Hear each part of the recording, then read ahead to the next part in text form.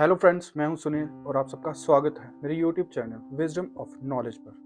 दोस्तों, आज हम एक ऐसी पर्सनैलिटी के बारे में बात करेंगे जिन्होंने अपनी पूरी जिंदगी देश के नाम दे दी, लेकिन अंत में उन्हें मिला तो सिर्फ एक टैग। आप में से कुछ ने शायद सुना होगा, वर्ड है माफी वीर, जो कि यूज होता है वीर सावरकर जी के नाम के साथ। आज तक मुझे ये कभी समझ नहीं आया कि एक इंसान ने देश के लिए अपना धन दौलत, अपने रिश्ते, अपनी इमेज, सब कुछ तबाह कर दिया देश के लिए, और आखिर में उन्हें मिलता क्या है? एक टैग, वीर माफी का, कि उन्होंने ब्रिटिशर से माफी मांगी। कुछ कहते हैं उन्होंने ब्रिटिशर्स के लिए काम भी किया।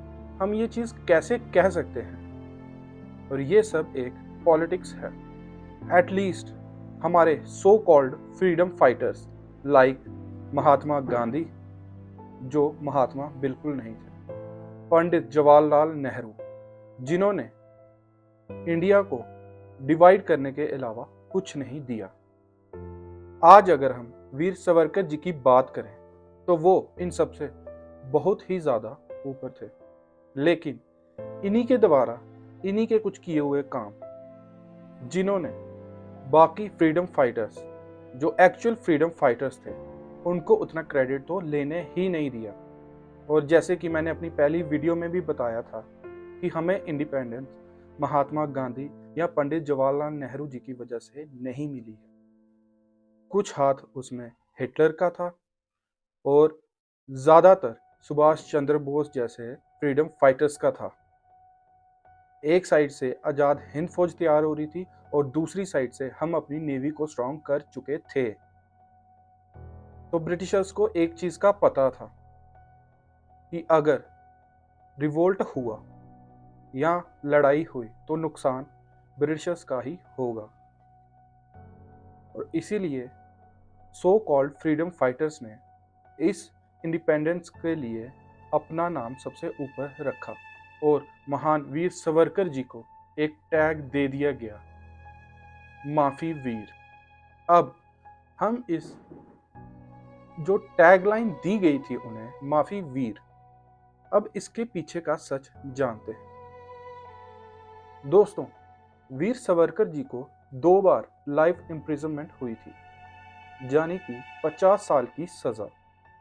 और कोई नॉर्मल जेल में नहीं रखा गया था, उन्हें काला पानी जेल में भेजा गया था, अंडमान में। आप सोच सकते हो कि ब्रिटिशर्स को उनसे कितना डर था कि उन्होंने उन्हें नॉर्मल जेल्स में नहीं रखा, और वहां से उन्होंने 5 से 7 बार पिटीशंस फाइल की थी, जिस बेसिस पे आज लोग उन्हें माफी वीर कहते हैं। और उन पिटीशंस पे उन्होंने कुछ ऐसा लिखा नहीं था, माफी या कुछ ऐसा। और पिटीशंस फाइल करना हर जेल में रहने वाले का हक है, जो उन्होंने किया। हाँ, उन्होंने ये जरूर कहा था कि मैं ब्रिटिश गवर्नमेंट के साथ पीसफुली रहूंगा, लेकिन इसमें माफी की बात कहां से आ गई? चलो हम ये मान लेते हैं कि उन्होंने माफी भी मांगी होगी, तो बट क्यों?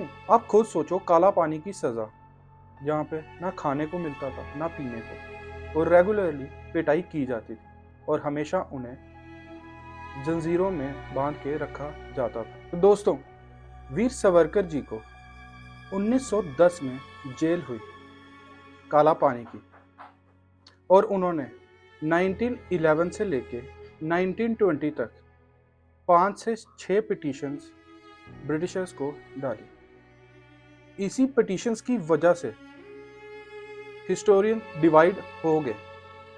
कुछ ने उनका साथ दिया और कुछ ने कहा कि उन्होंने ब्रिटिशर्स से बचने के लिए माफी मांग ली। कहने का मतलब ये है कि वो वीर तो बनते थे, बट जब उनके साथ थोड़ा कुछ गलत हुआ तो उन्होंने देश को ना देखते हुए माफी मांग ली। और लोग कहते हैं ब्रिटिशर्स ने उन्हें इसलिए छोड़ा था क्योंकि उन्होंने माफी मांगी थी। जैसा कि मैंने आपको बताया दोस्तों, कि उन्होंने 1911 से लेकर 1920 तक 5 से 6 पिटीशन ब्रिटिश गवर्नमेंट को डाली थी, और उनको ब्रिटिश गवर्नमेंट ने छोड़ा 1924 में। अगर उन्होंने माफी मांग ली थी और अगर उन्हीं उसी माफ़ी की वजह से ब्रिटिशर्स ने उन्हें छोड़ा था, तो उन्होंने 3 से 4 साल क्यों लगवा दिए उन्हें छोड़ने के लिए? ये एक बहुत बड़ा सवाल है। तो दोस्तों, चाहे उन्होंने पिटीशन डाली हो या माफ़ी मांगी हो या इसके पीछे उनकी कोई स्ट्रेटजी हो, लेकिन वीर सावरकर जी ने देश के लिए बहुत कुछ किया है, जो सबसे बड़ा सच है। और आज उनका नाम देशभक्तों के नाम से ही जोड़ा जाता है। हाँ, कुछ लोग इस चीज़ का विरोध तो ज़रूर करते हैं, उनको माफ़ी वीर कह के, लेकिन ये सच कोई नहीं जुठला सकता कि उनसे बड़ा देशभक्त आज तक इस दुनिया पे पैदा नहीं हुआ। जो उन्होंने किया है वो शायद कोई और झेल भी ना पाए। तो दोस्तों, अगर आप चाहते हो मैं वीर सावरकर जी की लाइफ पर पूरी वीडियो बनाऊं, तो प्लीज़ कमेंट में ज़रूर बताना। इसी के साथ आज की वीडियो होती है समाप्त। Please like, share and subscribe. जय हिंद, जय भारत।